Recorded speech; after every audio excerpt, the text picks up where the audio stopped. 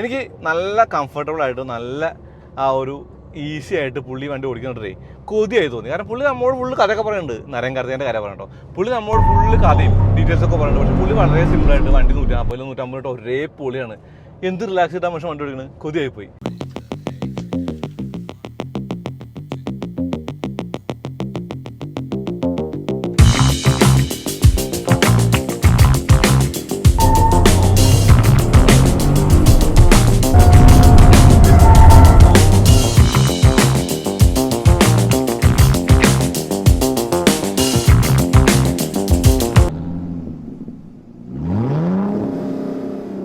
നമസ്കാരം.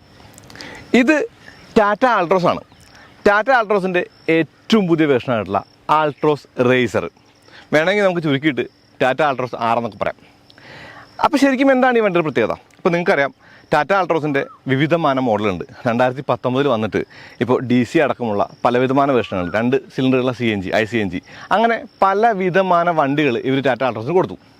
പക്ഷേ ഇന്നിപ്പോൾ ഇവിടെ റേസർ എന്ന് പറഞ്ഞ പേരിൽ ഈ ഒരു വണ്ടി നിൽക്കുമ്പോൾ ഇത് കാറ്റഗറി ഒന്ന് മാറ്റിയിട്ട് ഹോട്ട് ഹാച്ചിലേക്ക് എത്തിയെന്ന നിലയ്ക്കാണ് നിൽക്കുന്നത്. അങ്ങനെ പറയുമ്പോൾ എന്താണ് ഹോട്ട് ഹാച്ച്? ഹോട്ട് ഹാച്ച് നിങ്ങൾക്കറിയാം, നമ്മൾ ഇന്ത്യയിൽ ടാറ്റയുടെ തന്നെ JTP കണ്ടിട്ടുണ്ട്, കൂടാതെ പോളോ GT-DSA കണ്ടിട്ടുണ്ട്, അതുപോലെ ആ ഒരു പാലിയോ 1.6 പോലെ പഴയ വണ്ടികളുണ്ട്, ഇപ്പോൾ ഹ്യുണ്ടായി i20 N-Line പോലുള്ള വണ്ടികളുണ്ട്. അപ്പോൾ ഒരുവിധമായ ഹോട്ട് ഹാച്ചുകളുടെ കൂട്ടത്തിലേക്ക്, അതായത് ഇവിടെ കണ്ട ആ ഒരു ഹോട്ട് ഹാച്ചുകളുടെ കൂട്ടത്തിലേക്ക് വരുന്ന പുതിയ ഒരു ഹോട്ട് ഹാച്ച് എന്ന നിലയ്ക്കാണ് ടാറ്റ ആൾട്രോസിനെ ടാറ്റ അഴിച്ചുവിട്ടിരിക്കുന്നത്. അപ്പോൾ ഈ വണ്ടിക്ക് കഴിഞ്ഞ മോഡലുമായിട്ട് അല്ലെങ്കിൽ i-Turboയുമായിട്ട് ഒരിത്തിരി വ്യത്യാസങ്ങളുണ്ട്, ഒരിത്തിരി മാറ്റങ്ങളുണ്ട്. ആ ഒരു മാറ്റങ്ങൾ കാണിക്കാവുന്നതാണ് തന്നെ i-Turbo പ്ലസ് എന്നാണ് ഇവർ വണ്ടിക്ക് കൊടുത്തിട്ടുള്ള ആ ഒരു മോണിക്കർ. അപ്പോൾ എന്തായാലും വണ്ടി പ്രാന്തൻ്റെ പുതിയ വീട്ടിൽ സ്വാഗതം.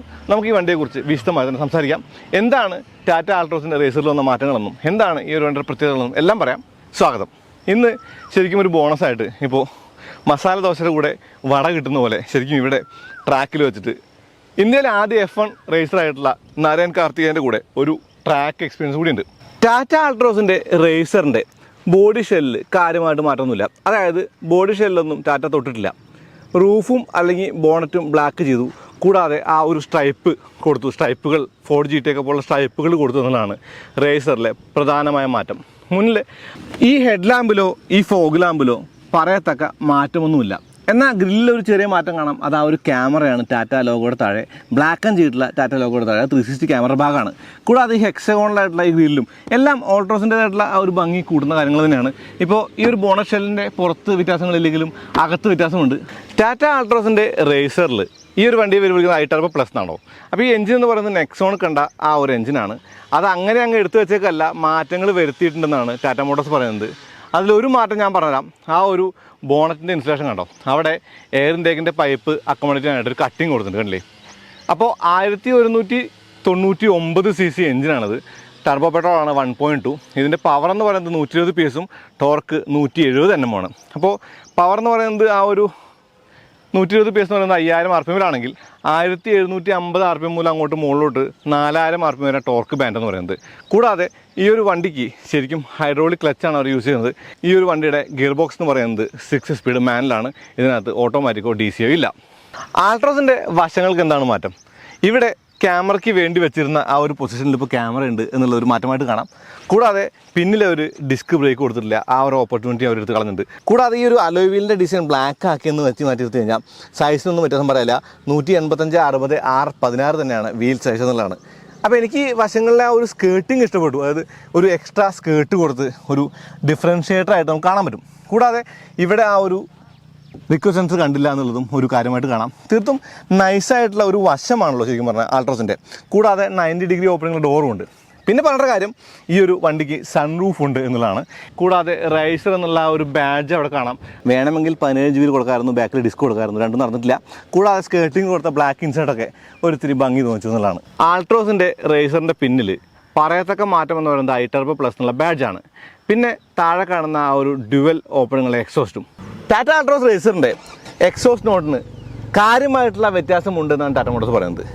Take a listen.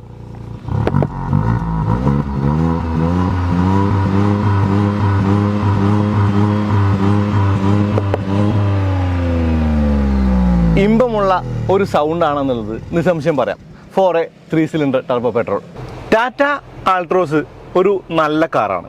നല്ല ടാറ്റ കാറാണ് അങ്ങനെ പറയാം. എന്ന് വെച്ചാൽ ഇതിൻ്റെ ഡിസൈനിങ് ആണെങ്കിലും അല്ലെങ്കിൽ ഡിസൈനിൻ്റെ ഒരു രസമാണെങ്കിലും 90 ഡിഗ്രി തുറക്കാവുന്ന ഡോറുകളാണെങ്കിലും അതല്ലെങ്കിൽ സ്റ്റിയറിങ്ങിൻ്റെ ഒരു ഫീഡ്ബാക്കും അല്ലെങ്കിൽ സസ്പെൻഷൻ്റെ ഒരു മികവും റൈഡ് ക്വാളിറ്റിയും ഹാൻഡ്ലിങ്ങും എല്ലാം ഒരു ടാറ്റ കാർ എന്ന നിലയ്ക്ക് മികച്ചു നിന്നൊരു വണ്ടിയായിരുന്നു. അതിന് കുറച്ച് പവറിൻ്റെ കുറവുണ്ടായിരുന്നു. ആ ഒരു കുറവാണ് ഇപ്പോൾ ഏറ്റവും പുതിയ ആൾട്രോസ് റേസറിൽ ഇവർ നികത്തിയേക്കുന്നത്. വൈറ്റ്, ഗ്രേ, ഓറഞ്ച്, അതിൻ്റെ കൂടെയുള്ള ആ ഒരു പേരുകൾ ഞാൻ പറഞ്ഞില്ല.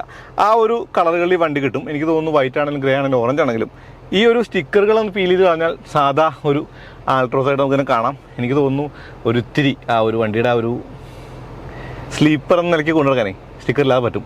അപ്പോൾ നമ്മൾ ഇങ്ങനെ വെറുതെ സിഗ്നലൊക്കെ നിൽക്കുമ്പോൾ ചുമ്മാ ഓൾട്രോസ് അല്ലേ കയറി പോലല്ലോ എന്നൊക്കെ വിചാരിച്ച് നിൽക്കുകയാണെങ്കിൽ ചുമ്മാ കാലെടുത്താൽ കയറി പോകാം. സ്ക്രീനിലേക്ക് വന്നാൽ ഇതൊരു മികച്ച സ്ക്രീനാണ്. ഈ സ്ക്രീനിൻ്റെ ഗുണങ്ങൾ നമ്മൾ പലപ്പോഴും കണ്ടിട്ട് ഇപ്പോൾ ആപ്പിൾ കാർപ്ലേ ആൻഡ്രോയിഡൊക്കെ വയർലെസ് ആണെന്നുള്ള ഗുണമുണ്ട്. കൂടാതെ ഇതിൽ സൗണ്ട് അല്ലെങ്കിൽ JBL മോഡുകളൊന്നുമില്ല, എന്നാലും സൗണ്ട് സിസ്റ്റമൊക്കെ നല്ലതാണ്. അത്യാവശ്യം മികച്ച ഒരു സൗണ്ട് ക്വാളിറ്റിയുള്ള വണ്ടിയാണ്. ആൾട്രോസ് റേസറിലെ അകത്തെ സ്ക്രീൻ എന്ന് പറയുന്നത് 10.25 ഇഞ്ചാണ്. ഈ സ്ക്രീനിനകത്ത് നമ്മൾ പഞ്ചിൽ കണ്ട അല്ലെങ്കിൽ നെക്സോൺ EV മാക്സിൽ കണ്ട പോലുള്ള കാര്യങ്ങളൊക്കെ തന്നെ കാണാം. അത്യാവശ്യം റെസ്പോൺസീവ് ആയിട്ടുള്ള അത്യാവശ്യം ഇൻറ്റ്യൂറ്റീവ് ആയിട്ടുള്ള സ്ക്രീനിലാണ് AC കൺട്രോൾസും കാര്യങ്ങളൊക്കെ. ഇപ്പോൾ മെനു ഒന്ന് എടുത്തു കഴിഞ്ഞാൽ ഈ ഒരു മെനു എടുത്തു കഴിഞ്ഞാൽ നമുക്കിതിൻ്റെ ആ ഒരു UI ഒക്കെ അത്യാവശ്യം നല്ല ഭംഗിയായിട്ട് തോന്നും. കൂടാതെ Amazon Alexa, car to home, home to car പോലുള്ള ഫീച്ചേഴ്സ്, ഐറ പ്ലസ് കണക്ടിവിറ്റി, അതൊക്കെ തന്നെയും ഈ ഒരു വണ്ടിയുടെ പ്രത്യേകത പറയാം. അത്യാവശ്യം ഇൻറ്റ്യൂറ്റീവ് ആയിട്ടുള്ള അത്യാവശ്യം റെസ്പോൺസീവ് ആയിട്ടുള്ള സ്ക്രീനാണ്. AQA എന്ന് പറയുന്നത് ആ ഒരു എയർ ക്വാളിറ്റി ഇൻഡെക്സ് ആണ്. കൂടാതെ ക്ലൈമറ്റ്രോണിക്കിൻ്റെ ആ ഒരു കാര്യങ്ങളൊക്കെ നമുക്ക് കാണാൻ പറ്റുക ഈ ഒരു സ്ക്രീനിൽ തന്നെയാണ്. ഇതിപ്പോൾ ഓഫാണ്, വണ്ടി ഓഫാണല്ലോ. കൂടാതെ അവരതിനകത്ത് കൊടുത്ത ഡാഷ്ബോർഡിന് വരെ പുതുമ കൊടുത്തിട്ടുള്ള ഗുണമായിട്ട് കാണാം. ഇനി ഇവിടെ ആ ഒരു ഡീഫോക്കറിൻ്റെ സ്വിച്ചുകളൊക്കെ തന്നെ നമുക്ക് കാണുന്നുണ്ട്. ഇത് താഴെ ഓണായ കാണുന്ന സിമ്പിളാണ്, നമുക്ക് പ്രസ് ചെയ്ത് ഓണാൻ പറ്റില്ല, കാരണം ആ ഒരു സ്വിച്ചുകളൊക്കെ തന്നെയും ഫിസിക്കലാണല്ലോ. സെറ്റിങ്സിനകത്ത് നമുക്ക് മീഡിയ അതല്ലെങ്കിൽ ക്വിക്ക് സെറ്റിങ്സ്, സറൗണ്ട് വ്യൂ. ഈ സറൗണ്ട് വ്യൂ എന്ന് പറയുന്ന കാര്യമാണ് പുതുമയായിട്ട് പറയുന്നത്. ഈ സറൗണ്ട് വ്യൂ എന്ന് പറയുന്നത് 360 ക്യാമറ. ആ ക്യാമറയുടെ ഡിസ്പ്ലേ കൊള്ളാം, അത്യാവശ്യം ക്വാളിറ്റിയുള്ള ഒരു ക്യാമറ എന്ന് പറയാം. എന്ന് വെച്ചാൽ ഞാൻ പറയുന്നത് ഒരു മികവുള്ള ക്യാമറ എന്ന് മാത്രമാണ്, അല്ലാണ്ട് എക്സെപ്ഷണലാണ് എന്നല്ല. അതിനകത്ത് ആ ഒരു 3D വ്യൂ ഉള്ളത്. 3D വ്യൂവിൽ കാണുന്ന ആ ഒരു വണ്ടി എന്ന് പറയുന്നത് വൈറ്റാണ്. ഇപ്പോൾ നമ്മളിരിക്കുന്ന ഓറഞ്ചാണ്. 6 എയർ ബാഗുകളും 5 സ്റ്റാർ സേഫ്റ്റി പോലുള്ള കാര്യങ്ങളൊക്കെ ടാറ്റ മോട്ടോഴ്സ് തന്നെ പറയുന്നതാണ്. അപ്പോൾ ആ കാര്യങ്ങൾ നമുക്ക് കാണാൻ പറ്റും. കൂടാതെ ഹൈറ്റ് അഡ്ജസ്റ്റ് ചെയ്യാവുന്ന സീറ്റും സീറ്റ് ബെൽറ്റും അങ്ങനെയുള്ള കാര്യങ്ങളൊക്കെ ഉണ്ട്. വെന്റിലേറ്റർ സീറ്റുകളുള്ള വണ്ടിയാണ് ഇതിന്. ഈ ഒരു ഫ്രണ്ടിലെ വെന്റിലേറ്റർ സീറ്റ് സെഗ്മെൻറ്റ് ഫസ്റ്റ് ആണെന്നാണ് പറയുന്നത്. സ്ട്രൈപ്പുകൾ അകത്തേക്കുണ്ട്, റേസർ എന്നുള്ള ലോഗോ ആ ഒരു ഹെഡ് റെസ്റ്റിലുണ്ട്. മിററിൻ്റെ ഡേ നൈറ്റ് ഡിം ചെയ്യുന്നത് മാനുവലാണ്. കൂടാതെ ഈ ഒരു വണ്ടിക്ക് ബ്ലാക്കാണ് അകത്തെ തീം. ഡാഷ്ബോർഡ് ആണെങ്കിലും അതിൻ്റെ മുകളിൽ കൊടുത്ത പ്ലേറ്റ് ആണെങ്കിലും അതല്ല ഈ ഒരു മുകളിലെ ഹെഡ്ലൈൻ ആണെങ്കിലും എല്ലാം ബ്ലാക്കാണ്. ഇനി മുകളിൽ നമുക്ക് ഇവിടെ SOS കോളുകളുടെ ഒരു ബട്ടൺ കാണാം, നമുക്ക് ഹെൽപ്പിന് വേണ്ടിയിട്ട്. സൺറൂഫ് ഉണ്ട്. സൺറൂഫ് പുതിയ ഒരു അഡീഷനാണ്. ഇപ്പോൾ ആൾട്രോസിൻ്റെ പുതിയ മോഡലുകളായിട്ടുള്ള റേസറുകൾ മാത്രമല്ല, കുറച്ച് മുമ്പുള്ള ആൾട്രോസിൻ്റെ പുതിയ അപ്ഡേറ്റിലും ഈ ഒരു കാര്യങ്ങളൊക്കെ ഉണ്ടെന്നാണ് അവർ പറയുന്നത്. അപ്പോൾ ഇത് റേസർ 1, റേസർ 2, റേസർ 3 എന്ന് പറഞ്ഞാൽ 3 മോഡുകളാണ് അല്ലെങ്കിൽ മോഡലുകളാണ് അല്ലെങ്കിൽ വേരിയൻറ്റുകളാണ്. ആ വേരിയൻറ്റുകളിലെ ആ ഒരു ബേസ് മോഡലായിട്ട് R1 തന്നെ എല്ലാ കാര്യങ്ങളും ഉണ്ട് എന്ന് ടാറ്റ മോട്ടോഴ്സ് പറയുന്നു. അത് ഒരു മികവായിട്ട് കാണാം. ഓറഞ്ച് ഇൻസേർട്ടുകളുടെ ആ ഒരു അതിപ്രസരം എനിക്ക് ഇഷ്ടപ്പെട്ടു എന്ന് വെച്ചാൽ ഒരിത്തിരി പോളറൈസിങ് ആണ്. ഓക്കെ, കുഴപ്പമില്ല തോന്നി. പിന്നെ ആ ഒരു ആംബിയൻ ലൈറ്റിംഗ് രസമുണ്ട് കാണാനായിട്ട്. ഇവിടെ ഗിയറിൻ്റെ ചുറ്റും കൊടുത്ത ആ ഒരു ഓറഞ്ച് കളറും കൊള്ളാം.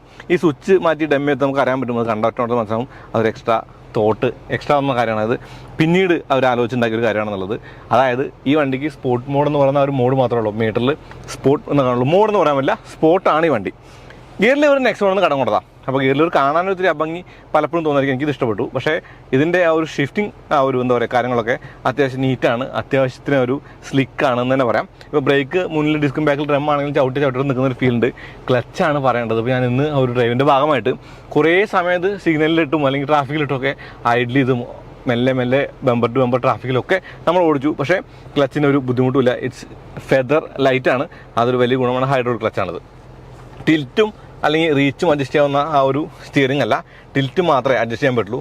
അത് മാത്രമല്ല, നമുക്കിതിന് ആ ഒരു മീറ്റർ ക്ലസ്റ്ററിൻ്റെ കാര്യം പറയുമ്പോൾ 7 ഇഞ്ച് ക്ലസ്റ്റർ പുതിയതാണ്. നടുവിലൊരു വലിയ ഡിസ്പ്ലേയും ഇരുവശത്തും ആ ഒരു സർക്കിളുകൾ പോലുള്ള കാര്യങ്ങൾ, അത് പകുതി മുഴുവൻ സർക്കിളാണ്. ടൈക്കോമീറ്ററും അല്ലെങ്കിൽ ആ ഒരു എഞ്ചിൻ ടെമ്പറേച്ചറും ആ ഒരു ഫ്യൂൽ മീറ്ററും. അകത്ത് MIDയിൽ എല്ലാ കാര്യങ്ങളും കാണാൻ പറ്റും. നമുക്ക് ആവശ്യമുള്ള എല്ലാ കാര്യങ്ങളും കാണാൻ പറ്റും. ഇപ്പോൾ മീഡിയ പ്ലേ ചെയ്യുന്ന കാര്യങ്ങളുണ്ട്. പക്ഷേ ഇതൊരു സ്പോർട്ട് മോഡലായതുകൊണ്ട് തന്നെ എനിക്ക് തോന്നുന്നു നടുവിലെ ഒരു ടാക്കോമീറ്റർ വന്ന് ബാക്കി കാര്യങ്ങൾ അപ്പുറത്തും കൊടുത്തിരുന്നെങ്കിൽ വേറെ ലെവലായി പോയനെ. സ്റ്റിയറിംഗിൽ ആ ഒരു ഓറഞ്ച് സ്വിച്ച് ഉണ്ട്, സീറ്റ് പോലെ തന്നെ. പക്ഷേ ഇവിടെ അവർക്കൊരു ചെറിയ ആ ഒരു ഓറഞ്ച് കൊടുക്കാൻ പറ്റും തോന്നിയൊരു റിങ് ഒരിത്തിരി സ്പോർട്ടിയാണെന്ന് തോന്നിക്കാനത് പറ്റും.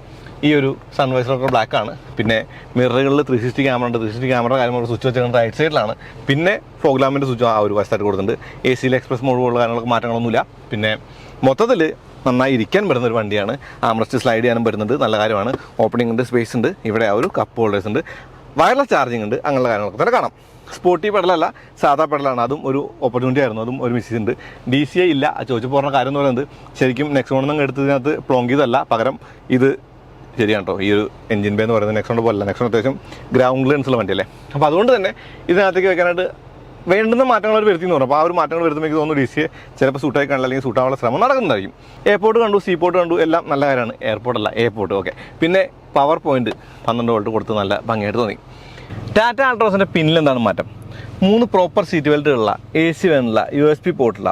ഈ വേണ്ട പിന്നിൽ ആ ഒരു ഫ്ലോർ ഫ്ലാറ്റ് ആയതുകൊണ്ട് 3 പേർക്ക് ഇരിക്കാൻ ബുദ്ധിമുട്ടില്ല. പക്ഷേ AC ആ ഒരു വെൻ്റ് ഇത്തിരി അകത്ത് നിൽക്കുന്നതുകൊണ്ട് അത് ബുദ്ധിമുട്ടാകും ചിലപ്പോൾ.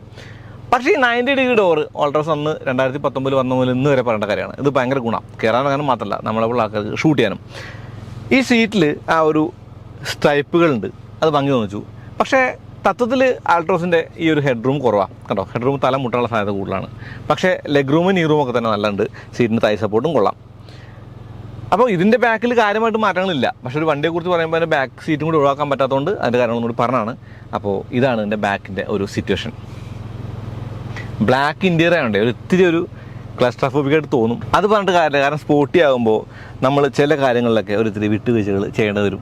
ഇനി എനിക്ക് അറിയേണ്ട കാര്യം, ഇവർ റേസറാക്കിയപ്പോൾ ആ ഒരു വീലിൻ്റെ സ്ഥലം മാറ്റിയിട്ടുണ്ടോ എന്നുള്ളതാണ്. ICNG പോലെ താഴെയാണോ വീൽ എന്ന് അറിയണ്ടേ? അല്ല, വീൽ അകത്ത് തന്നെയാണ്. വീൽ ഈ ഒരു വീൽ വെല്ലിനകത്ത് തന്നെയാണ്. CNGക്ക് അവർ കാണിച്ച ആ ഒരു ബ്രില്യൻ്റ് ആയിട്ടുള്ള കാര്യം എന്ന് പറയുന്നത്, അതുപോലെ CNG പൈപ്പ് വെള്ളം റൂട്ടിങ് എന്ന് പറയുന്നത് ഇവർ അടച്ചു വെച്ചിട്ടുണ്ടതിനകത്ത് കാണാം. അതൊക്കെ നല്ല കാര്യമാണ്, കാരണം ടയർ അടിയിലായതുകൊണ്ടേ ഇന്നോവ പോലെ കറക്കി എടുക്കാമല്ലോ. വലിയ സ്പോയിലറാണ് ടാറ്റ ആൾട്രോസിൻ്റെ ചരിത്രത്തിൽ ആദ്യമായിട്ട്. ഇത് 2 ഫിന്നുകളായിട്ട് കാണാം, കൂടാതെ ഷാർക്ക് ഫിൻ ആനുണ്ട്. മൊത്തത്തിൽ മികച്ച ഒരു വണ്ടിയായിരുന്ന വണ്ടിയുടെ ഒരു കുറവായിരുന്ന പവർ ലേമ നികത്തി എന്നുള്ളതാണ്. ഇപ്പോൾ നമ്പേഴ്സ് നോക്കിയാൽ എനിക്ക് തോന്നുന്നു വലിയ ഒരു ബമ്പല്ല, പക്ഷേ ഇത് ഓടിക്കുമ്പോൾ അത്യാവശ്യം നല്ല ഫീലും ഫണ്ണും തോന്നി. അതായത് വണ്ടി ഓടിച്ചുകൊണ്ടത് പറയാം, കാരണം ട്രാക്ക് ഇങ്ങനെ വിടന്ന് കിടക്കുകയാണ്. ട്രാക്കിങ്ങനെ കിടക്കണം, ആ ട്രാക്കിലേക്ക് ഓടിക്കണം.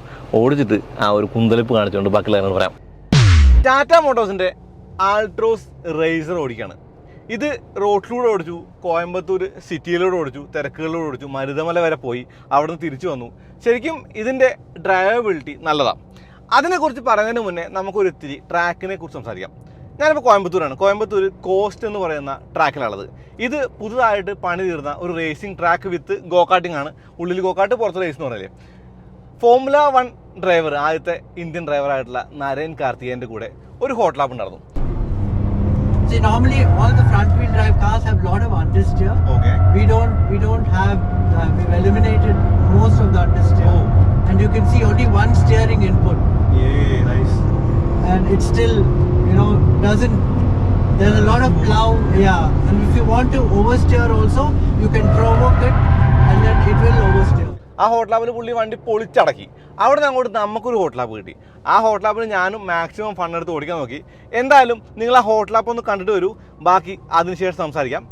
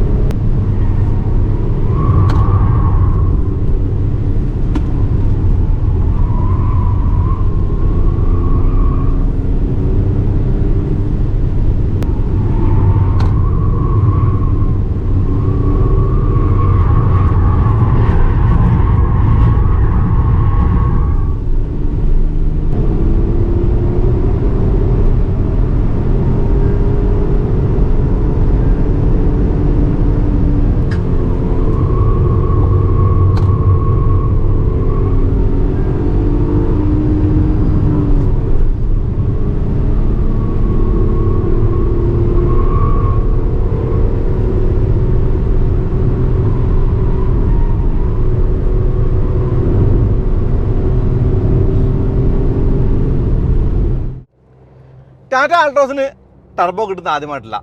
ടർബോ എന്ന് പറയുന്ന വണ്ടി ഇവിടെ ഓൾറെഡി ഉണ്ട്. ആ വണ്ടിയുടെ പവർ എന്ന് പറയുന്നത് 109 HP ആയിരുന്നു. 13.9 സെക്കൻഡ് എടുത്തിട്ട് 0 to 100 എത്താൻ കഴിയുള്ള ആ ഒരു വണ്ടിക്ക് ഒരു അപ്ഗ്രേഡ് എന്ന നിലയ്ക്കാണ് ശരിക്കും ഈ ഒരു വണ്ടിയെ കാണുന്നത്. ഇത് ടർബോ പ്ലസ് ആണ്. അപ്പോൾ എന്താണ് അപ്ഡേറ്റിൽ വന്നുള്ള മാറ്റങ്ങൾ ആദ്യം പറയാം. മാറ്റങ്ങൾ എന്ന് പറയുമ്പോൾ പവറിൽ വന്ന പമ്പ് എന്ന് പറയുമ്പോൾ 120 PS പവറും 170 Nm ടോർക്കും ഉണ്ട് ഈ വണ്ടിക്ക്. അത് മാത്രമല്ല 0.6 സെക്കൻഡോളം കുറവാണ് 0 to 100-ന്. അങ്ങനെ പറയുമ്പോൾ 11.3 സെക്കൻഡിലാണ് ഈ ഒരു വണ്ടി 100-ലെത്തുക. അങ്ങനെ 100-ലെത്തുമ്പോൾ ഓക്കെ, ഇപ്പോൾ ഹോട്ട് ഹാച്ച് എന്ന് പറയുന്ന കാറ്റഗറി നമുക്ക് മലയാളികൾക്ക് അല്ലെങ്കിൽ ഇന്ത്യക്കാർക്കൊന്നും അത്ര അപരിചിതമല്ല. പാലിയോ 1.6 മുതൽ പോളോ GT വരെ അല്ലെങ്കിൽ അങ്ങനെ പലവിധ വണ്ടികൾ നമ്മൾ കണ്ടിട്ട്. അപ്പോൾ അതൊക്കെ വെച്ച് കമ്പയർ ചെയ്യുമ്പോൾ 0 to 100 ടൈമിംഗ് എന്ന് പറയുന്നത് ഒരു ഇത്തിരി കുറവാണ് അല്ലെങ്കിൽ കൂടുതലാണെന്ന് എനിക്ക് തോന്നി മറ്റുള്ള വണ്ടികളെ സംബന്ധിച്ച് നോക്കുമ്പോൾ. കാരണം 10 സെക്കൻഡ് താഴെയല്ല, 11.3 സെക്കൻഡ് അത്ര വലിയ മാരകമായിട്ടുള്ള പവറല്ല എന്നൊക്കെ തോന്നി. അപ്പോൾ ഞാനൊരു ഡെവലപ്മെൻറ്റ് ആളുകളോട് ചോദിച്ചു എന്തുകൊണ്ടാണ് അങ്ങനെ. അപ്പോൾ അവർ പറഞ്ഞു ഡെയിലി ഡ്രൈവ് ചെയ്യുന്ന ഒരു വണ്ടി എന്ന നിലയ്ക്ക് അതിനകത്ത് കൂടുതൽ കോംപ്രമൈസ് ചെയ്യാതെയാണ് ഇവർ ഈ ഒരു റേസർ ഉണ്ടാക്കിയിട്ടുള്ളത്. അപ്പോൾ ഡെയിലി ഡ്രൈവിന് പറ്റിയ വണ്ടിക്ക് ഒരു ഇത്തിരി പവർ കൂടുതൽ കൊടുത്തു എന്നുള്ളതാണ് അതിൻ്റെ ഒരു പോയിന്റായിട്ട് പറഞ്ഞത്. പിന്നെ നെക്സോണിൽ കണ്ട അതേ എഞ്ചിനാണ് ഈ വണ്ടിക്കകത്ത് ഇരിക്കണം എന്നുള്ളത് നമുക്ക് അറിയാമായിരിക്കും. പക്ഷേ ആ എഞ്ചിനകത്ത് വെക്കാൻ വേണ്ടി അവർ കാര്യമായിട്ട് പണിയെടുത്തിട്ടുണ്ട്.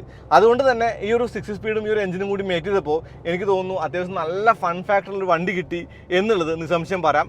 നമ്പേഴ്സ് അപ്പാട്ട് ഇപ്പോൾ നരൻ കാർത്തികൻ ഡെവലപ്പ് ചെയ്ത വണ്ടിയാണ് ഇതെന്ന് പറയുന്നത്. അപ്പോൾ ആ ഒരു ഡെവലപ്മെൻറ്റ് കാര്യങ്ങൾ കൊണ്ടൊക്കെ തന്നെ ഇതിൻ്റെ ആ ഒരു സ്റ്റിയറിങ്ങിൻ്റെ ആ ഒരു കാലിബ്രേഷൻ നല്ലതാണ്. അത് ഞാൻ പുള്ളിയോട് പേഴ്സണലി ചോദിച്ചു എങ്ങനെയാണ് ഇതിൻ്റെ കാര്യങ്ങൾ. പുള്ളി ഒരു ഇലക്ട്രിക് പവർ സ്റ്റിയറിംഗ് ആയതുകൊണ്ട് വളരെ എളുപ്പത്തിൽ നമുക്ക് ട്യൂൺ ചെയ്യാൻ പറ്റുന്നതാണ്. കൂടാതെ സ്പ്രിങ്ങിന് മാറ്റമില്ല, അതായത് ഫ്രണ്ടിലെ മക്ഫേഷൻ സെറ്റൊക്കെ സെയിം ആണ് മറ്റുള്ള ആൾട്രോസുമായിട്ട്. പക്ഷേ ഡാമ്പറിൽ വരുത്തിയിട്ടുള്ള ആ ഒരു മാറ്റം എന്ന് പറയുന്നത് റൈഡ് ക്വാളിറ്റി കോംപ്രമൈസ് ചെയ്യാതെ ഹാൻഡ്ലിങ്ങിന് മികവുണ്ടാക്കാൻ പറ്റി എന്നാണ് നരൻ കാർത്തികൻ ഹിംസെൽഫ് എന്നോട് പറഞ്ഞത്. അപ്പോൾ എനിക്ക് തോന്നുന്നത് കാര്യമായിട്ടുള്ള കാര്യമാണ്. കാരണം അണ്ടർ സ്റ്റിയർ ഒന്നും കാര്യമായിട്ട് തന്നെ ഫീൽ ചെയ്യുന്നില്ല എനിക്ക് ട്രാക്കിൽ ഓടിച്ചിട്ട്. ഇപ്പോൾ എക്സ്പീരിയൻസിൽ ആൾക്കാർ ഓടിക്കുമ്പോൾ നമ്മൾ ഓടിച്ചു, അപ്പോഴും ശരിക്കും ഒരു ടാക്കിൽ ഇത് കൊണ്ടുനടക്കാൻ പറ്റിയ വണ്ടി എന്ന നിലയ്ക്ക് എനിക്ക് തോന്നി. എന്ന് വെച്ചാൽ വളരെയധികം ഒരു എന്താ പറയുക പെർഫോമൻസ് ഉള്ളൊരു വണ്ടി എന്ന നിലയിലേക്കല്ല ഞാൻ പറയുന്നത്. പകരം ഡെയിലി ഡ്രൈവിന് വാങ്ങുന്ന ഒരു വണ്ടിക്ക് ഒരു അധികം പെർഫോമൻസ് കൂടി ഉണ്ടെങ്കിൽ എങ്ങനെ ഇരിക്കും, അതാണ് ഞാൻ പറയുന്നത്. ശരിക്കും ഈ വണ്ടിയുടെ ഡ്രൈവബിലിറ്റി മേടിച്ചതാണ്. ഞാൻ രാവിലെ മുതൽ ഓടിക്കാന്ന് പറഞ്ഞില്ലേ, മരുതമല പോയി എന്നൊക്കെ പറഞ്ഞില്ലേ. അപ്പോൾ സെക്കൻഡ് ഗിയറിൽ ഒരു ഓട്ടോമാറ്റിക് പോലെ കൊണ്ടുനടക്കാൻ പറ്റും. ഞാൻ ഓടിക്കുന്നത് തേർഡ് ഗിയറിലാണ്. വളരെ കുറഞ്ഞ സ്പീഡിൽ ഞാൻ എത്താണ് 54, 53, വളരെ കുറഞ്ഞ സ്പീഡൊന്നുമില്ല. അതായത് വളരെ സ്ലോ ആക്കാണ് 30. ഓക്കെ, 30 കിലോമീറ്റർ സ്പീഡിൽ നിന്ന് ഇൻ ഗിയർ ആക്സിലേറ്റർ കാണിക്കുന്നത് കേട്ടോ. കാല് കൊടുത്താൽ വലിയ ഡ്രാമ ഇല്ലാണ്ട് വണ്ടി ഒരേ പോക്കാണ്. മൂന്നാമത്തെ ആ ഒരു ഗിയർ തന്നെ വണ്ടി ഏകദേശം 68, 73, 76, 78, 82. ഓക്കെ, അപ്പോൾ അത്യാവശ്യം സ്പീഡ് കയറുന്നുണ്ട് വണ്ടി. അതായത് ഇൻ ഗിയർ ആക്സിലേഷൻ നല്ലതാണ്, ലോ ആൻഡ് ടോർക്ക് നന്നായി തോന്നി. കൂടാതെ മിഡ് റേഞ്ച് ആണ് ഇതിൻ്റെ മുത്ത് എന്ന് പറയാവുന്ന ഒരു ഏരിയ. അതായത് സെക്കൻഡ് ഗിയറിലിട്ട് വണ്ടി നമുക്ക് ഓട്ടോമാറ്റിക് പോലെ ഓടിക്കാം. 20 മുതൽ അങ്ങോട്ട് നമുക്കൊരു 78, 87 വരെയൊക്കെ ഞാൻ പോയി. അപ്പോൾ 87 200 ചെയ്യുന്നുണ്ട്. എന്നാൽ 87 കിലോമീറ്റർ സ്പീഡ് വരെ നമുക്ക് സെക്കൻഡ് ഗിയറിൽ ഓടിക്കാനുള്ളതുകൊണ്ട് ഓട്ടോമാറ്റിക്കായിട്ട് ഓടിക്കാൻ ഡ്രൈവബിലിറ്റി എന്ന് പറയുന്നത് മികച്ച ഒരു കാര്യമായിട്ട് ഈ ഒരു ആൾട്രോസിൻ്റെ കാര്യമായിട്ട് കാണാം. കൂടാതെ സസ്പെൻഷൻ ട്യൂണിങ്ങും ഹാൻഡ്ലിങ്ങിനോടുകൂടി റൈഡ് ക്വാളിറ്റി കൊള്ളാം. സ്റ്റിഫാണ് ഒരു ഇത്തിരി, പക്ഷേ അതൊരിക്കലും ഒരു എന്താ പറയുക ഡ്രൈവിങ്ങിനെ ബാധിക്കുന്ന തരത്തിലുള്ള സ്റ്റിഫ്നെസ് അല്ല. നല്ല സുഖമായിട്ട് യാത്ര ചെയ്യാവുന്ന സ്റ്റിഫ്നെസ് ആണെന്നുള്ളതാണ്. ഫീച്ചേഴ്സൊക്കെ നമുക്ക് വേണമെങ്കിൽ പറയാം, ഇൻഡിക്കേറ്റർ സീറ്റ് അങ്ങനെ കാര്യങ്ങളൊക്കെ നമുക്ക് അറിയാം. ആൾട്രോസ് പ്രത്യേകിച്ചൊന്നും പറയേണ്ട കാര്യമില്ല. പക്ഷേ റേസറിലെ ഈ ഒരു സസ്പെൻഷൻ്റെ മികവും ഈ ഒരു സ്റ്റിയറിങ്ങിൻ്റെ ഫീലും നല്ലതാണ് എന്നുള്ളതാണ് ആദ്യമായിട്ട് പറയേണ്ടത്. പിന്നെ ടർബോ പെട്രോളാണ്. അതിൻ്റെ ഒരു കാര്യം പറയണ്ടേ, ലാഗ് കാര്യമായിട്ട് ഫീൽ ചെയ്തില്ല, അത് ഗുണമായിട്ട് തോന്നി. Gear shift typical Tata gear shift അല്ല, ഒരു ഇത്തിരി മെച്ചപ്പെട്ടുണ്ട്. നെക്സോണേക്കാൾ എനിക്ക് ഇഷ്ടപ്പെട്ടു ഈ ഒരു ഗിയർ ഷിഫ്റ്റ് എന്നുള്ളതാണ്. 6 സ്പീഡാണ് വിത്ത് റിവേഴ്സ് കോളർ വെച്ച് ഷിഫ്റ്റ് ചെയ്യണം. പിന്നെ ഇത്രയൊക്കെ കിട്ടുമ്പോൾ ഇതിൻ്റെ വില എന്താണെന്ന് കൂടി ചോദിക്കില്ലേ. ഇതിന് ശരിക്കും 9,49,000 രൂപയാണ് വില സ്റ്റാർട്ട് ചെയ്യുന്നത്. 3 വേരിയൻ്റാണ്, R1, R2, R3. R3ക്ക് എനിക്ക് തോന്നുന്നു ആ ഒരു 10,99,000 രൂപ വരെ വരുന്നുണ്ട്. നമ്മളിപ്പോൾ ഒരു കമ്പാരിസന് വേണ്ടി പറയുകയാണെങ്കിൽ i20 N-Line ആണ് ഇതിൻ്റെ മെയിനായിട്ടുള്ള ഒരു കോമ്പറ്റീറ്ററായിട്ട് വരാം. ആ വണ്ടിക്കുള്ള കാര്യങ്ങൾ ഈ വണ്ടിക്ക് ഉണ്ടോ ചോദിച്ചാൽ ഇല്ല. അതിന് 7 സ്പീഡ് DCT ഓട്ടോമാറ്റിക് ഒന്നുമില്ല. DC ഉണ്ടായിട്ട് പോലും DC കൊടുക്കാൻ ചോദിച്ച കാര്യമായിട്ട് പറഞ്ഞത് നെക്സോണിലുള്ള ആ ഒരു ഗിയർ ബോക്സ് എഞ്ചിൻ അങ്ങനെ എടുത്ത് വെച്ചിട്ടല്ല. എഞ്ചിൻ തന്നെ വെക്കാനായിട്ട് അത്യാവശ്യം പണി എടുത്തിട്ടുണ്ട്. അപ്പോൾ ഗിയർ ബോക്സിന് ഒരു ഇത്തിരി നല്ല പണി തന്നെ എടുക്കേണ്ടി വരും കയറ്റി വെക്കാനായിട്ട്. എന്തായാലും അത് അവർ ചെയ്തിട്ടില്ല. ഓട്ടോമാറ്റിക് എന്ന് പറഞ്ഞാൽ ഒരു ഓപ്പർച്യൂണിറ്റി ടാറ്റ മോട്ടോഴ്സ് മിസ് ചെയ്തു. പിന്നെ പിൻ വീലിൽ ആ ഒരു ബ്രേക്കും ഡിസ്ക് അല്ല എന്നുള്ളത് ഒരു കുറവ് തന്നെയാണ്. അതൊരു എന്താ പറയുക സ്പോർട്സ് അല്ലെങ്കിൽ ഒരു റേസർ അല്ലെങ്കിൽ ഒരു എന്താ പറയുക RS അല്ലെങ്കിൽ ഒരു GT അങ്ങനെ വണ്ടി ആക്കുമ്പോൾ അതൊക്കെ കിട്ടിയിരുന്നെങ്കിൽ നല്ലതായിരുന്നു എന്ന് തോന്നുന്നുണ്ട്. പക്ഷേ ഇതൊക്കെ മാറ്റി നിർത്തിയാൽ എനിക്ക് തോന്നുന്നു ഈ സ്റ്റിയറിങ്ങിൻ്റെ ഫീലും ഈ ഒരു ഹാൻഡ്ലിങ്ങും മികവും എല്ലാം കൂടി ചെയ്തിട്ട് ഡെയിലി ഓടിക്കാവുന്ന വണ്ടി, ഒന്ന് കുന്തളിപ്പ് കാണിച്ച് ഓടിക്കാവുന്ന ഒരു വണ്ടിയായിട്ട് മാറി എന്നുള്ളത് മികച്ചൊരു കാര്യം തന്നെയാണ്. ഇതിന് സ്പോർട്ടാണ് ശരിക്കും ഇതിൻ്റെ ഒരു ട്യൂണിങ് എന്ന് വെച്ചാൽ അതിന് ഈക്കോയോ അല്ലെങ്കിൽ എന്താ പറയുക അല്ല മോഡുകളില്ല. ബേസിക്കലി സ്പോർട്ട് എന്ന് പറഞ്ഞാൽ ആ ഒരു ട്യൂണിങ്ങിലാണ് വണ്ടി എപ്പോഴും ഓടുന്നത്. 5000 RPM ഇതിൻ്റെ പവർ ഡെലിവറി. 120 PS എന്ന് പറയുന്നത് 5000 RPM വേഗം എത്തുന്നത് ഈ വണ്ടിയുടെ ടോപ്പ് എൻഡ് എന്ന് വെച്ചാൽ ആ ഒരു ലോ എൻഡ് മിഡ്റേഞ്ചും കൊള്ളാൻ ഞാൻ പറഞ്ഞു. ടോപ്പ് എൻഡിലേക്ക് എത്തുമ്പോൾ വീക്കാണ് വണ്ടി, അതൊരു പ്രശ്നമാണ്. 1750 മുതൽ 4000 RPM വരെയാണ് ടോർക്ക് ബാൻഡ്. ആ ടോർക്ക് ബാൻഡിൽ ഈ വണ്ടിയുടെ ആ ഒരു ഫ്ലാറ്റ് കർവ് പോലെയാണെന്നാണ് ടാറ്റ മോട്ടോഴ്സിൻ്റെ എഞ്ചിനീയേഴ്സൊക്കെ പറയുന്നത്. ശരിക്കും എനിക്ക് തോന്നി. അതുകൊണ്ട് ഞാൻ പറഞ്ഞ സെക്കൻഡ് ഗിയറിൽ നമുക്ക് വളരെ കുറവായിട്ട് അല്ലെങ്കിൽ കുറഞ്ഞ സ്പീഡിൽ നിന്ന് കൂടുതൽ സ്പീഡിലേക്ക് ഓടിച്ചു പോകാൻ പറ്റും. നോക്കിയും കാര്യങ്ങളൊന്നും തന്നെ ഇല്ല. തീർത്തും ഫ്ലാറ്റ് അല്ല, പക്ഷേ ഫ്ലാറ്റ് പോലെ എന്ന് അവർ പറഞ്ഞ് ഞാൻ അംഗീകരിക്കുന്നു, ശരിയാണത്. വണ്ടിയെക്കുറിച്ച് കൂടുതലധികം പറയാനില്ല. എനിക്ക് ഇതിൻ്റെ ആ ഒരു ടയറിൻ്റെ ഗ്രിപ്പ് ഇഷ്ടപ്പെട്ടു, ഇതിൻ്റെ സ്റ്റിയറിങ്ങിൻ്റെ ഫീൽ ഇഷ്ടപ്പെട്ടു. For a Tata Altroz far better ആയി എന്നുള്ളത് നിസ്സംശയം പറയാവുന്ന കാര്യമാണ്. ആ ഒരു ഹോട്ട് ലാപ്പിൽ എനിക്ക് എൻ്റെ എന്താ പറയുക, ആ ഒരു സകല ഫണ്ണും എടുത്ത് ഓടിക്കാൻ പറ്റിയെന്നുള്ളതാണ്. ഓക്കെ, ഇപ്പോൾ വീണ്ടും ഞാൻ പറയുന്നു, പഴയ വണ്ടികൾ മൂലം ഇങ്ങോട്ട് എടുത്താൽ, പാലിയോ 1.6 മൂലം ഇങ്ങോട്ട് എടുത്താൽ, പോളോ GT-DSI പോലുള്ള വണ്ടികൾ എടുത്താൽ, അതല്ല ബലനോ RS പോലെ, അല്ലെങ്കിൽ JTP പോലെ, അതല്ലെങ്കിൽ എന്താ പറയുക നമ്മുടെ ആ ഒരു i20 N-Line പോലുള്ള വണ്ടികളൊക്കെ എടുത്താൽ പല വീക്ക് പോയിന്റ്സും ഈ വണ്ടിക്ക് ചിലപ്പോൾ കണ്ടേക്കാം. പക്ഷേ ഒരു ഡെയിലി ഡ്രൈവർ കാർ എന്ന നിലയ്ക്ക് ഈ ഒരു വണ്ടി നമ്മൾ ഓടിക്കുമ്പോൾ ഇതിന് അത്യാവശ്യം പവർ കൂടി കിട്ടിയെന്നുള്ള ആ ഒരു മികവ് കൂടി വന്നപ്പോൾ തീർത്തും ഡ്രൈവബിൾ ആയിട്ടുള്ള തീർത്തും മികച്ച ഒരു വണ്ടിയായിട്ട് ഈ ഒരു ടാറ്റ ആൾട്രോസ് റേസറിനെ കാണാമെന്നുള്ളതാണ്. ഞാനൊക്കെ ഈ വണ്ടി വാങ്ങുകയാണെങ്കിൽ ശരിക്കും ഇതിൻ്റെ ഫുൾ ആ ഒരു സ്റ്റിക്കറൊക്കെ പറിച്ച് കളഞ്ഞ് ബോണ്ടൊക്കെ ബോഡി കളറാക്കിയിട്ട് തീർത്തും സ്ലീപ്പർ വണ്ടിയായിട്ട് കൊണ്ടുനടക്കുന്നു പറഞ്ഞു. കാരണം നമുക്ക് ഇതിൻ്റെ ആ ഒരു ഫാൻസി ഐറ്റംസ് ഒന്നും വേണ്ട, ഓറഞ്ച് തന്നെ വേണ്ട, ഗ്രേയോ വൈറ്റോ മതി. അതെടുത്ത് ഈ ഗ്രാഫിക്സ് ഒക്കെ ദൂരെ കളഞ്ഞിട്ട് സ്കേർട്ട് അങ്ങനെ ഉണ്ട്, സ്കേർട്ട് ഭംഗിയുണ്ട്. വെറുതെ ചുമ്മാ ഓടിച്ചുകൊണ്ട് സ്ലീപ്പറായിട്ട് നടന്നാൽ നമ്മൾ ഡ്രാഗ് റേസിലോ അല്ലെങ്കിൽ ഒരു സിഗ്നലിൽ നിൽക്കുമ്പോൾ ചുമ്മാ ആളുകളെ ഞെട്ടിക്കാവുന്ന വിധത്തിലേക്ക് വണ്ടി എടുത്ത് പാഞ്ഞു കയറി പോകുക എന്നുള്ളത് ഒരു വലിയ ഗുണമാണ്. അതൊക്കെ തന്നെയാണ് ശരിക്കും ഈ വണ്ടിയുടെയൊക്കെ ഒരു യൂസ് കേസ് എന്നുള്ളതാണ്. അപ്പോൾ ടാറ്റ മോട്ടോഴ്സിന് ആൾട്രോസ് നോക്കുന്ന ആൾക്കാർക്ക് ആൾട്രോസിന് പവർ ഇല്ല എന്നുള്ള ഒരു പരാതി തീർന്നിട്ടുണ്ട് ഒരു പരിധി വരെ. ഓക്കെ, അണ്ടർ 10 സെക്കൻഡ്സ് ഒന്നുമല്ല, എന്നാലും ഒരു പരിധി വരെ ആ ഒരു പ്രശ്നങ്ങളൊക്കെ ഈ ഒരു വണ്ടി കൊണ്ട് തീർന്നിട്ടുണ്ട്. ബാക്കിൽ ഡിസ്ക് ഇല്ല എന്നുള്ളതോ അല്ലെങ്കിൽ അങ്ങനെ പല പ്രശ്നങ്ങളും നിങ്ങൾക്ക് കാണാൻ പറ്റും. പക്ഷേ at the end of the day A good car got better എന്നുള്ള ആ ഒരു പോയിന്റിലേക്ക് നമുക്ക് ഈ ആൾട്രോസ് റേസറിനെ കാണാം.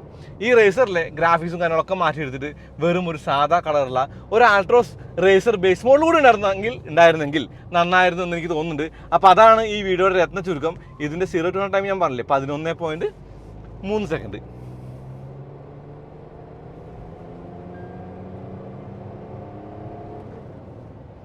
എനിക്ക് നല്ല കംഫർട്ടബിൾ ആയിട്ട് നല്ല ആ ഒരു ഈസി ആയിട്ട് പുള്ളി വണ്ടി ഓടിക്കുന്നുണ്ടേ കൊതിയായി തോന്നി. കാരണം പുള്ളി നമ്മോട് ഫുള്ള് കഥയൊക്കെ പറയുന്നുണ്ട്, നരൻ കരുതേൻ്റെ കാര്യം പറയട്ടോ. പുള്ളി നമ്മോട് ഫുള്ള് കഥയും ഡീറ്റെയിൽസ് ഒക്കെ പറയുന്നുണ്ട്. പക്ഷേ പുള്ളി വളരെ സിമ്പിളായിട്ട് വണ്ടി 140-150 ഒരേ പൊളിയാണ്.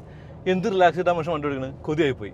ആരാധന മൂത്ത്, നമ്മൾ ഓൾറെഡി ആളുടെ ഫാനാണ്, ആരാധന മൂത്തു എന്ന് പറയാം. അതും ഈ ഒരു വീഡിയോയുടെ കാര്യമായിട്ട് പറയേണ്ടുന്ന കാര്യമാണ്. അപ്പോൾ മുന്നിലെ, പിന്നിലെ, വശങ്ങളിലെ, അല്ലെങ്കിൽ മുകളിലെ, അല്ലെങ്കിൽ ഉള്ളിലെ അതുപോലുള്ള മീഡിയ സ്ക്രീൻ, മീറ്റർ കൺസോൾ എല്ലാം റേസറിന് വേണ്ടി ഒരു മാറ്റങ്ങളൊക്കെ വരുത്തിയിട്ടുണ്ട്. പക്ഷേ എനിക്ക് ഇഷ്ടപ്പെട്ടത് ഇതിൻ്റെ എൻജിൻ ഗിയർ ബോക്സ് കോമ്പിനേഷനാണ്. അപ്പോൾ പറഞ്ഞു വന്ന് ഇത്രേ ഉള്ളൂ. ഇപ്പോൾ ട്രാക്കിൽ ഓടിച്ചു, റോട്ടിൽ ഓടിച്ചു, വണ്ടിയുടെ ഫുൾ കാര്യങ്ങൾ പറഞ്ഞു. റേസർ ഒരു ഹോട്ട് ഹാച്ച് ആണോ? അതെ, ഹോട്ട് ഹാച്ച് ആണ്. ടാറ്റയെ സംബന്ധിച്ച് ഒരു ഹോട്ട് ഹാച്ച് ആണ്. ആ ഒരു ഗുണമാണ് ഈ ഒരു വീഡിയോയുടെ രത്ന ചുരുക്കം. അപ്പോൾ അത്രേ ഉള്ളൂ. അടുത്ത വീഡിയോ വീണ്ടും വരാം. അതിലേക്ക് നന്ദി, നമസ്കാരം.